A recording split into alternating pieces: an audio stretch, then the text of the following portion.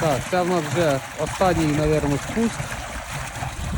Ще риба є, але дивіться, ми чітко, ми спускали в полку скільки разів 5, да? Разів 5 рибу і зробили так, що вся риба потихеньку ми піднімали воду і вона стікала. Тобто далі риби не лишилось ніде, тільки лише збилося собі в ямку і ми заїжджаємо. Ми навіть в болото не залазимо. Але ще тут є, я бачу, що перебирати зараз. Ну, мабуть, карася буде більше, карась завжди в кінці лишається.